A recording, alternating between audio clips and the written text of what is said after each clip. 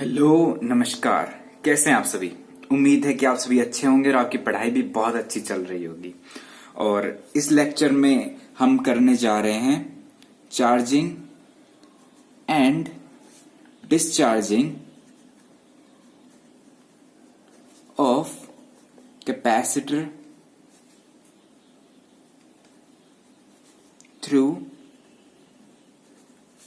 N inductance. ठीक है, हम क्या करेंगे, एक कैपेसिटर लेंगे, वो किस तरह से चार्ज होता है, किस तरह से वो डिस्चार्ज होता है, वो हम स्टडी करेंगे। किसके थ्रू? सर्किट में कहीं ना कहीं एक इंडक्टेंस लगा होगा। ठीक है, तो आपको इस टॉपिक से आपको क्लियर हो गया होगा। एक तो कैपेसिटर होगा, एक क्या होगा, इंडक्टेंस होगा। ठीक है, तो ले लेते हैं भैया, एक तो ले लो हम हमारा कैपेसिटर। ठीक है, एक ले लो सीरीज में इंडक्टेंस, ले लिया। अब भैया चार्ज और डिस्चार्ज करने के लिए हमें, इसको चार्ज करने के लिए क्या चाहिए, एक बैटरी भी चाहिए। तो भाई इसके पैरेलल में लगा दो एक बैटरी। ठीक है, और इसको कर दो मोर्स की से कनेक्ट। ठीक है, यहां पर होगी आपकी मोर्स की। ठीक है, हाँ, ये है बैटरी का पॉजिटिव टर्मिनल, ये है निगेटिव टर्मिनल। अब देखो भैया, अब इसको समझते हैं। जैसे ही हम बैटरी कनेक्ट करते हैं तो क्या करता है, ये जो कैपेसिटर की ये वाली जो प्लेट है जो पॉजिटिव टर्मिनल से कनेक्ट है, वो क्या करती है, वो पॉजिटिव चार्ज एक्वायर कर लेती है। वैसे ही जो ये वाली प्लेट है वो नेगेटिव चार्ज एक्वायर कर लेती है। पहला काम। ठीक है, पहला काम तो क्या होगा, कैपेसिटर चार्ज होना शुरू हो जाता है। जैसे वो चार्ज होता है तो उसके अक्रॉस एक क्या आ जाता है, पोटेंशियल डिफरेंस। सही है ना, एक क्या आ जाता है, पोटेंशियल डिफरेंस। वो किसके इक्वल होगा, वो फॉर्मूला होता है Q इक्वल्स टू CV। क्या होता है, Q इक्वल्स टू CV। तो V क्या हो जाएगा यहां से, Q अपॉन C। समझ रहे हो, वो क्या हो जाएगा, Q अपॉन C। Q क्या है, चार्ज, जितना वो एक्वायर करता है। ठीक है, अब पहली बात ये आ गया। दूसरी बात क्या है, मैक्सिमम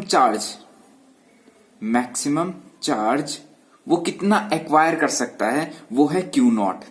ठीक है ना, मैक्सिमम चार्ज वो कितना एक्वायर कर सकता है, वो होता है Q नॉट। ठीक है भैया, अब देखो ये तो बात हुई कैपेसिटर की। इंडक्टर भी इसमें कनेक्टेड है। तब क्या होगा, जैसे ही हमने इंडक्टर को बैटरी से कनेक्ट किया है, तब क्या होगा, इसमें एक EMF इंड्यूस होगा। सही है ना, जो हमने पढ़ा था लेंज लॉ में एंड फेराडेज लॉ में। ठीक है, क्या होता है, एक इंडक्टेंस, एक EMF इंड्यूस होता है इसके अंदर। वो किसके इक्वल होता है, -LdI/dt। ये I क्या है, इस सर्किट के अंदर करंट। ठीक है, तो देखो अब इसमें हम हमारी इक्वेशन लिखते हैं। ठीक है, इक्वेशन लिखने के दो तरीके बताता हूं मैं। पहला तरीका क्या है कि ये वाला जो EMF है, ठीक है, या फिर कह सकते हो ये वाली एनर्जी वो क्या क्या काम करती है। देखो भाई, ये वाली जो एनर्जी है वो क्या क्या काम करती है। पहला तो इस कैपेसिटर को चार्ज करने में। ठीक है, चार्ज करने का मतलब है इसके अक्रॉस पोटेंशियल डिफरेंस। ठीक है, कितना हो जाएगा वो, Q अपॉन C। ठीक है, सही है, हाँ। प्लस में इसके अंदर इसने कितना EMF इंड्यूस किया। सही है ना, इसके अंदर, इस इंडक्टेंस के अंदर इसने कितना EMF इंड्यूस किया, वो क्या है, LdI/dt। समझ रहे हो, पहला तरीका हो गया। दूसरा तरीका हम क्या समझते हैं, इस पूरे सर्किट में जितना भी EMF है वो किसके ऊपर ड्रॉप होगा, वो इस कैपेसिटर के ऊपर ड्रॉप होगा। हम ऐसे भी समझ सकते हैं। सही है ना, इस पूरे सर्किट में जितना भी EMF है वो किसके ऊपर ड्रॉप होगा, इस कैपेसिटर के ऊपर। सही है, तो भाई देखो इसमें EMF क्या है, एक तो E है, दूसरा इसके अंदर जो इंड्यूस हुआ है वो क्या है, इसके ऑपोजिट। तो इसलिए हमने नेगेटिव साइन लगा दिया। ठीक है, ये नेगेटिव साइन क्यों लगाया, ये आता है आपके लेंज लॉ से। ठीक है, जिसने भी लेंज लॉ नहीं पढ़ा है वो जाके, ये प्लेलिस्ट क्रिएटेड है उसमें जाके लेंज लॉ देखे। ठीक है, तो ये क्या आता है, LdI/dt। वो किसके ऊपर ड्रॉप हो रहा है, वो हो रहा है इस कैपेसिटर के ऊपर। उसका पोटेंशियल डिफरेंस कितना है, Q अपॉन C। बस भाई इतना समझ लिया ना, आगे तो आसान है। अब हम क्या कर देते हैं, अब हम I की वैल्यू पुट कर देते हैं। वो क्या पुट कर देते हैं, dQ अपॉन dt। सही है, पहला तो I की वैल्यू पुट कर देते हैं। दूसरा हम क्या पुट करते हैं, दूसरा हम इस ई की वैल्यू पुट करेंगे, ठीक है। ई की वैल्यू क्या पुट करेंगे, वो हम थोड़ा सा बाद में पुट करते हैं, ठीक है। अभी तक हम सिर्फ आई की वैल्यू पुट करेंगे। कैसे करेंगे, यहां से हम रख देते हैं आपका जो Q अपॉन सी है, प्लस में ये इधर लेके आ जाते हैं L D over D T, ये क्या आ जाता है D Q upon D T equals to E, ठीक है। ये मैं क्या कर देता हूं, ये मैं इधर भेज देता हूं, सॉरी ये ई इधर ले आते हैं, ठीक है, ई इधर ले आते हैं। तो ये क्या ये एल उधर भेज देते हैं, ई इधर ले आते हैं। तो क्या बन जाएगा, ये बन जाएगा हमारा D square Q upon D T square, ठीक है। एल हम डिवाइड में ले जाते हैं, ठीक है, तो वो क्या बन जाएगा plus Q upon L C, ठीक है। सब में एल का डिवाइड कर दिया, इसमें भी एल, इसमें भी एल, इसमें भी एल, ठीक है। ये एल का डिवाइड करते ये तो बन गया क्यू अपॉन एल सी, और ये हम इधर ले आते हैं, ये क्या आ जाएगा माइनस ई अपॉन एल, ठीक है, इक्वल्स टू 0। अब क्या करते हैं हम, अब हम करते हैं डी स्क्वायर क्यू अपॉन, दिख रहा है ना, D square Q upon D T square, plus में 1 अपॉन एल सी हम कॉमन ले लेते हैं, ठीक है। तो अंदर क्या बन जाएगा, अंदर बन जाएगा आपका Q माइनस ई सी, सही है, Q minus E C equals to 0। अब हम क्या बोलते हैं, अब हम कहते हैं कि ये जो ई सी है वो क्या है, Q नॉट के इक्वल है। कैसे, यहां पर E क्या है, E तो पोटेंशियल है, ठीक है, पोटेंशियल किसके अक्रॉस, इस कैपेसिटर के अक्रॉस। ये कब होगा, देखो जब हम इस बैटरी को लॉन्ग टाइम तक कनेक्ट किए रखते हैं, ठीक है, हम क्या करते हैं इस बैटरी को लॉन्ग टाइम तक कनेक्ट किए रखते हैं, तब ये जो कैपेसिटर है ये मैक्सिमम चार्ज एक्वायर कर लेता है। वो किसके इक्वल होता है, Q नॉट के, ठीक है ना, वो किसके इक्वल होता है, Q नॉट के।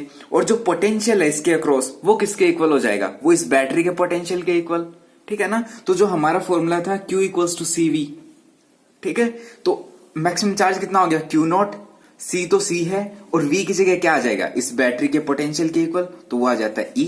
तो यहां से Q नॉट क्या आ जाएगा, E इंटू सी। तो हमारा जो D square Q upon D T square है, प्लस में 1 अपॉन एल सी, ये क्या बन गया Q minus Q naught equals to 0, ठीक है। ये हमारी आ गई इक्वेशन, ये क्या है, second order linear differential equation, ठीक है।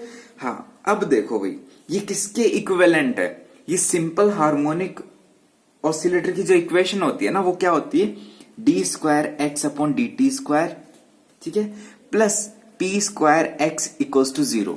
ये क्या होती है, सिंपल हार्मोनिक ऑसिलेटर की इक्वेशन होती है, ये इसके इक्विवेलेंट है, सही है ना। यहां से हमारा पी क्या आ जाता है, देखो मैं यहां लिख देता हूं, यहां से हमारा जो पी है वो आ जाता है 1 upon square root of L C, सही है ना। आप P की वैल्यू यहां से ये रख सकते हो, और X की वैल्यू ये आ गई, ठीक है।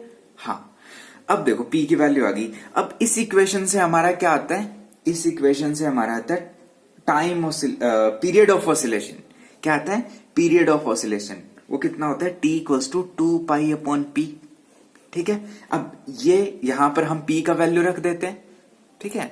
तो अगर हम P का वैल्यू रखते हैं तो हमारा T का वैल्यू आ जाता है 2 pi upon 1 upon L C का स्क्वायर रूट, वो आ जाता है 2 pi into square root of L C, ठीक है। तो भाई अब मैं एक स्टेटमेंट पास कर रहा हूं, वो है कि द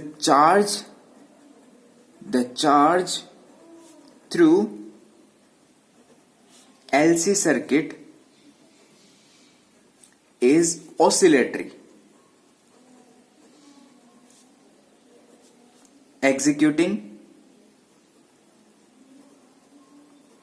सिंपल हार्मोनिक ऑसिलेटरी, ठीक है।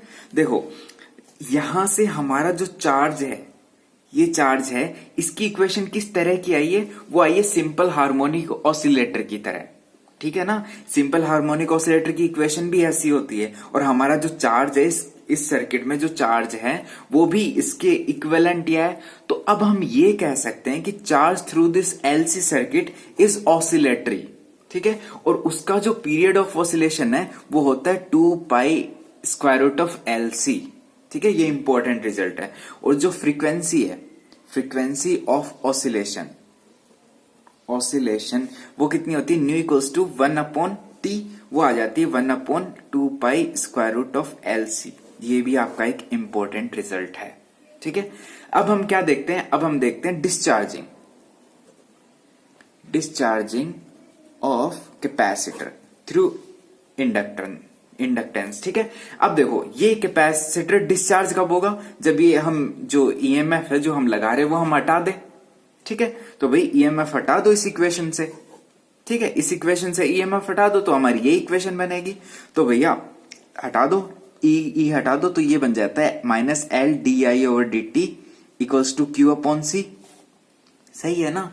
हाँ, तो अब हम ये इधर लेके आ जाते हैं और I का वैल्यू रख देते हैं dQ/dt रख सकते हैं ना। तो भैया ये हमारा इक्वेशन बन जाता है आपका LdI/dt।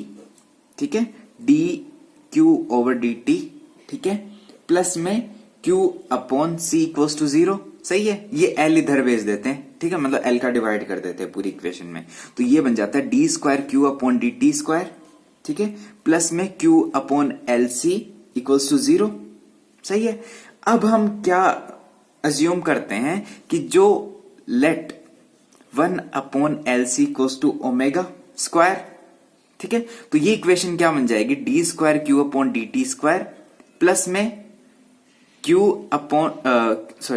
Q into ω² equals to 0। ये भी क्या बन गई, ये भी हमारी सिंपल हार्मोनिक ऑसिलेटर की इक्वेशन बन गई। ठीक है ना, ये भी एक सिंपल हार्मोनिक ऑसिलेटर की इक्वेशन है ना। तो देखो भाई हमारी जो इक्वेशन बन गई, देखो वो बन गई है d²Q/dt² plus ω² Q equals to 0, जहां पर ω² क्या है 1/LC। ठीक है, इतनी बात समझ आई। अब देखो ये वाली जो इक्वेशन है इसका सॉल्यूशन कैसे देते हैं, the solution of this equation वो किससे देते हैं भाई, सिंपल हार्मोनिक ऑसिलेटर वाला।